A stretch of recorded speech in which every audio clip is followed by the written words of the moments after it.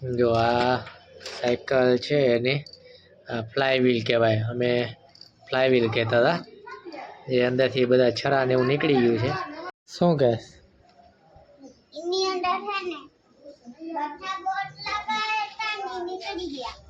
એમાંથી આમાંથી સીટે ફાડી નાખી. જો આ બાજુથી નીકળી ગયા છે. ચેનની તૂટી ગઈ છે એટલે ભાઈને રિપેર કરાવી દેવાની છે અત્યારે. બને તો એને પછી નવી લાવી દઈશું. હા જો એમાં પાણી નીકળે. હા એ ઓલામાં ભરાણું છે ને એટલે નીકળે છે. ભાઈને એવું લાગે તો પછી નવી લાવી દઈશું, પણ અત્યારે એને રિપેર કરાવી અને ચાલવા જેવી કરી નાખવી. એટલે અત્યારે આપણે જઈશું બજારે, એને રિપેરિંગ કરાવવા જઈશું કા, અને સર્વિસ વર્વિસ કરાવી નાખી સાયકલની.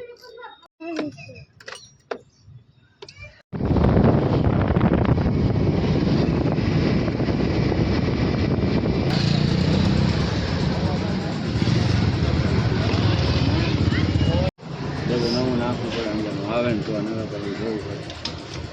બુકિંગ નવું નાખવું પડે, બુકિંગ આવેલ નહીં આવ્યું ને ભાઈ હા તો એવું આવે ને એ નાખવું પડે મારા વાળું. સાયકલ રેડી થઈને આવી ગઈ છે.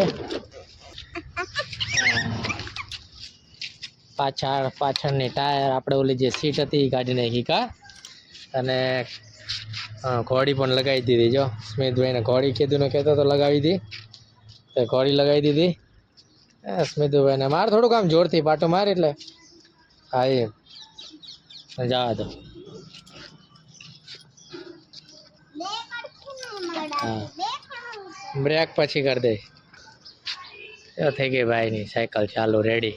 મિત્રો એક સમય એવો હતો જ્યારે અમે નાના હતા, ચોથું પાંચમું પેલું બીજું જેટલું આટલું ભણતા, અને સાયકલ નવા શીખવે તો નાની સાયકલ આવી સાયકલ તો ક્યાં જોવા મળતી.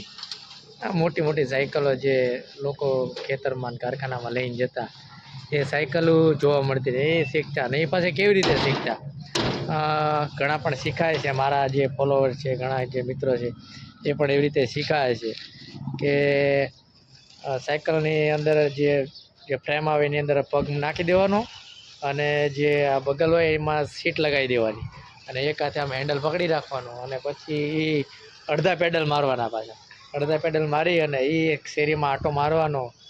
આહા એની મજા કંઈક જે અત્યારે અત્યારે આ સાયકલમાં પણ આ લોકોને મજા નહીં આવતી, એ પ્રકારની મજા ત્યારના સમયમાં આવતી હતી.